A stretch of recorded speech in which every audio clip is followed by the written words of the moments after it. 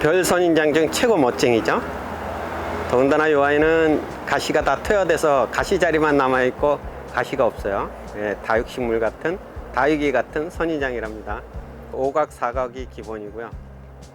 연속도 또 나는 특별할 거야 그래서 삼각으로 된 아이들도 있거든요. 오늘은 뭐 형태가 중요한 게 아니라 오늘은 요 정수리 부분에 수분을 시켰더니 이렇게 씨앗을 달아 주었답니다. 여기도 이렇게 씨앗을, 까만 깨 같은, 깨알 같은 아이가 씨앗이거든요. 수분을 시켜서 씨앗이 이렇게 예쁘게 들었답니다.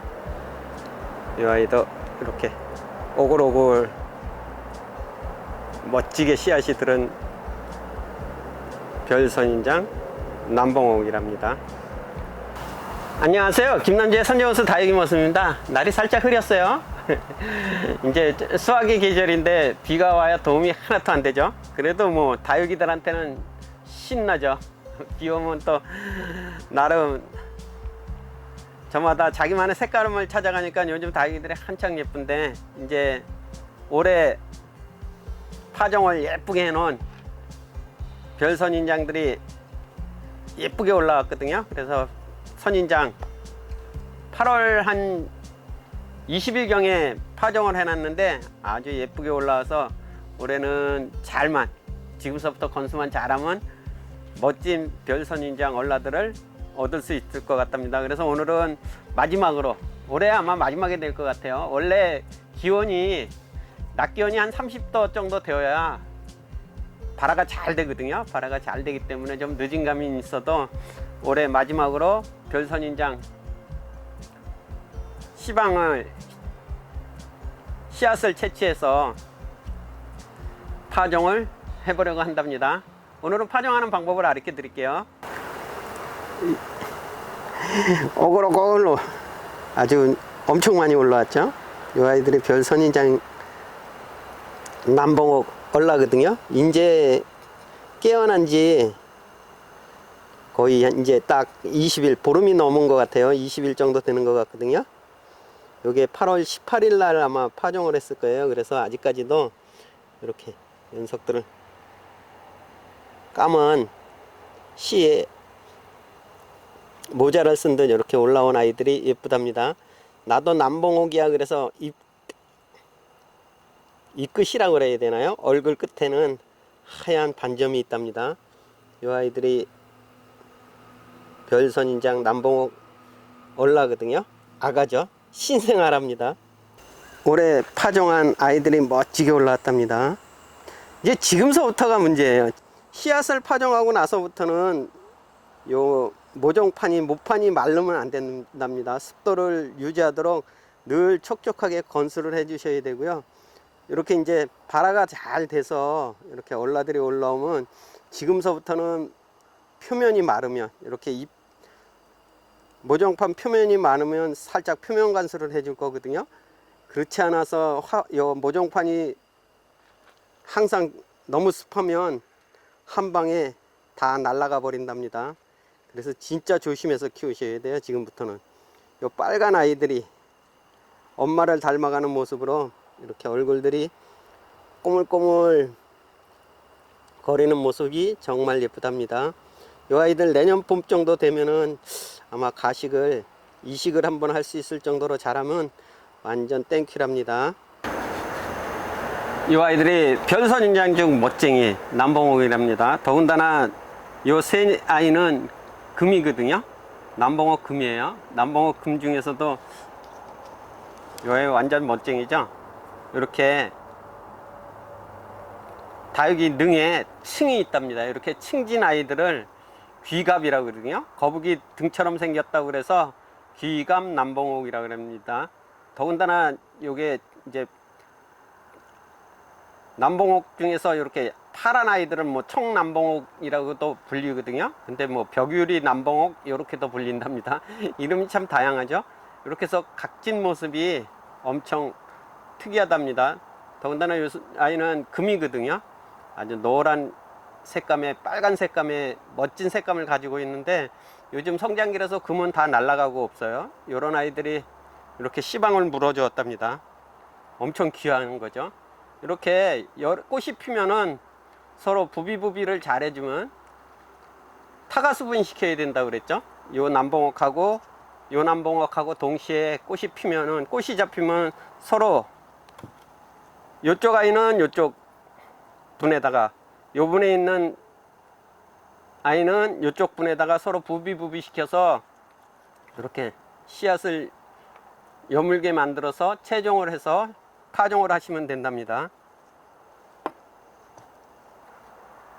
이 아이는 남봉옥 금일에서 씨방까지도 좀 새빨간 것 같지 않나요? 이렇게 멋지게 올라왔거든요. 이렇게 멋지게 올라왔답니다. 이 아이가 씨방이고, 요게 꽃이거든요. 꽃몽오리에 씨방이 달린 아이가 이렇게 익어서 씨앗이 달린 거랍니다. 이 아이도 보시면 요게 이제 꽃이 펴서 씨방이 달린 아이고요. 요게 꽃봉오리거든요. 남봉옥은 가시가 없죠. 가시가 없는데 가시 자리는 남아 있다 그랬잖아요. 요렇게 꽃이 핀 자리들이, 요 자리들이 가시 자리거든요. 요렇게 가시가 있는 아이들도 있고 없는 아이들도 있답니다. 그래서 남봉옥은 가시 자리가 남아 있어서 선인장이랍니다.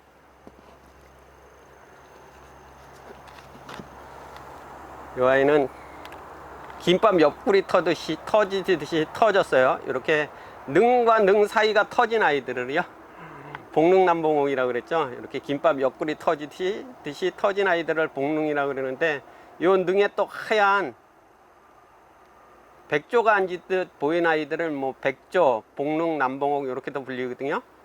요 가시자리가, 능에 가시자리가 있다 그랬죠. 요 아이는 요게 가시거든요. 이렇게 가시자리가 남아 있어서 요 아이는 선인장이랍니다. 이렇게 씨앗이 잘 익으면 채취하면 되거든요. 이렇게 채취하셔서 씨앗만 털어내시면 된답니다. 씨앗만 털어내시면 돼요. 꽃봉오리들은 빼버리시고요.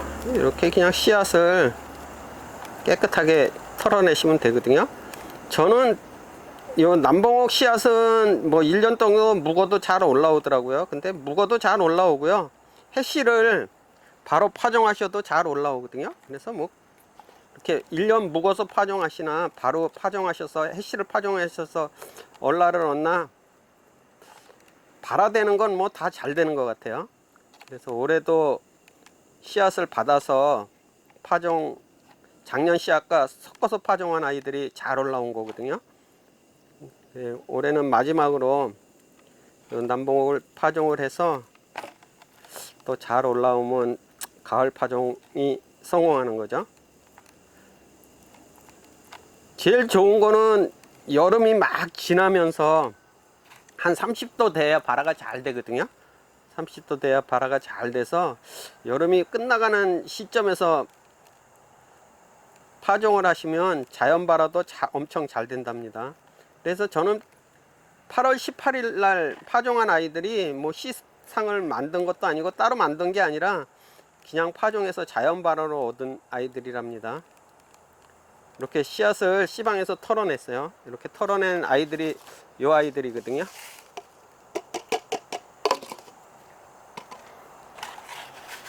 이렇게 씨방에서 씨앗을 털어냈답니다. 남봉옥 씨앗은 굉장히 재밌게 생겼어요. 이렇게 씨앗이 가운데가 꼭 쏙 들어가 있거든요. 가운데가 이렇게 씨앗이 다 오동통한 게 아니라 가운데가 쏙 들어가서 뭐 꼭 쪽배 모양으로 가운데가 쏙 들어갔답니다. 이렇게 요 씨앗을 채종한 해씨지네. 올해 채종한 해씨인데, 요 해씨 바로 뿌려도 잘 올라오거든요. 그래서 올해 마지막으로, 더 추워지면 안 올라올 것 같아서 올해 마지막으로 파종을 하려 한답니다. 저는 이 모종판을, 요게 질석이에요. 질석은 고온에서 멸균시키려고 튀겨낸 인조석이거든요. 요 질석을 위에 깔았어요. 질석 깔고 아래는 피트모스를 깔았거든요. 질석만 심으면 성장을 잘 안 하기 때문에 영양분이 뭐 덜한 거죠. 질석만 있으면. 그래서 저는 밑에다가 피트모스를 3분의 2, 정도 깔고 질석을 반 정도 채운 모종판이랍니다. 이 모종판에 이렇게 최종한 씨앗을 위에 뿌려주면 되거든요. 이렇게 뭉쳐지지 않도록만 잘 뿌려주면 된답니다.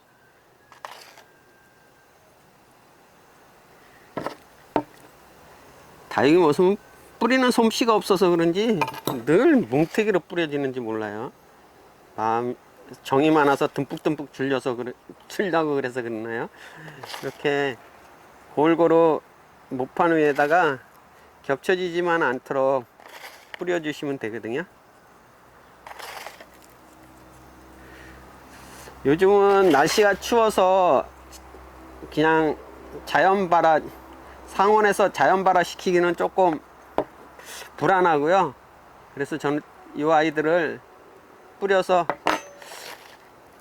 보온을 좀 해주면 될 것 같아요. 보온은 뭐 비닐로 요 위에를 덮어 놓으면 아무래도 더 따뜻하니까 비닐로 덮어 놓으면 될 것 같거든요.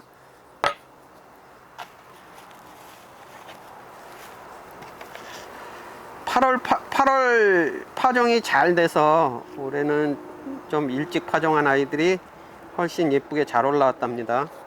이제 9월 파종이잖아요. 9월 파종은 아침 기온이 많이 떨어져서 불안하기는 하죠.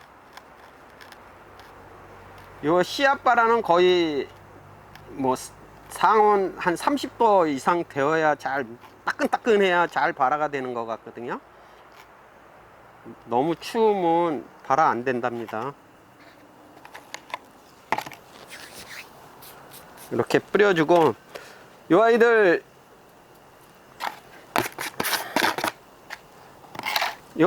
뿌려놓고 그냥 요 위에다가 물을 뿌리면 씨앗들이 막 굴러다니잖아요. 그래서 저는 요 씨앗들이 보이지 않을 정도까지만 복토를 살짝 해준답니다.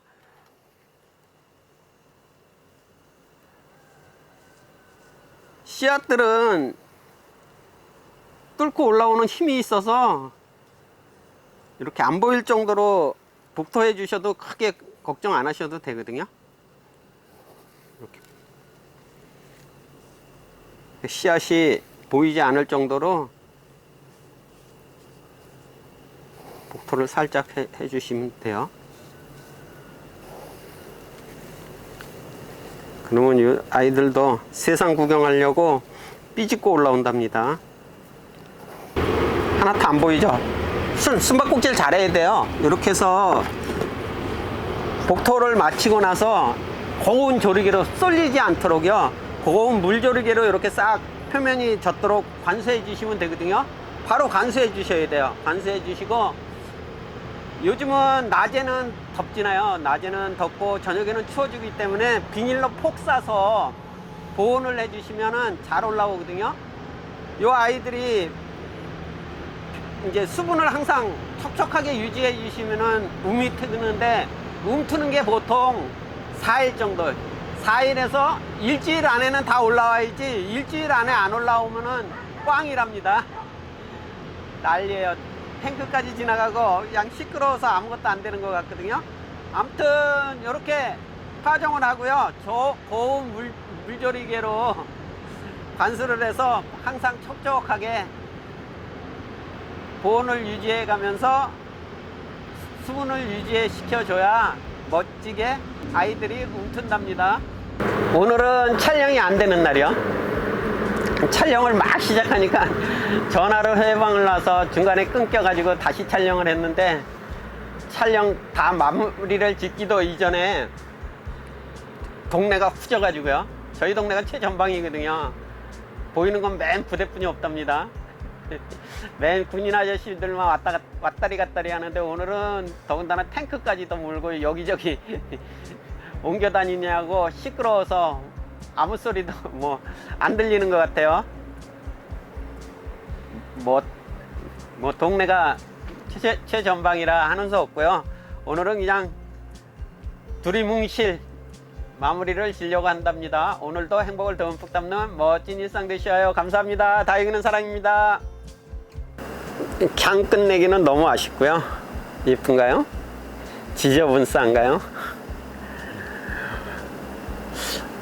요즘은 요 흑장미들을 올해는 입고지를 한번 해봤는데 별로 그닥 있더라고요. 어렸을 때의 모습은 이렇게 좀 더티하고 강렬하게 있어야 되는데 입장 올라오는 아이들이 희마리가 없어서 그런지 흑장미답지가 않은데 이렇게 무운둥이 아이들은 강렬함이 돋보이죠. 입장 가운데 시커먼 산 다육이 모습보다도 더 지저분 싼데 이 아이는 멋쟁이라고 불리는, 다육이 모습은 거지 같은데 이 아이는 멋쟁이로 불리는 흑장미랍니다. 이 흑장미 군생은 적신군생이에요. 적신군생이라서 아주 하나분 가득 담아놓은 모습이 멋지답니다. 이 흑장미는 적심을 해도 아주 잘 올라와요. 적심해서 또 다른 모습으로 변신하는 모습이 짱이랍니다.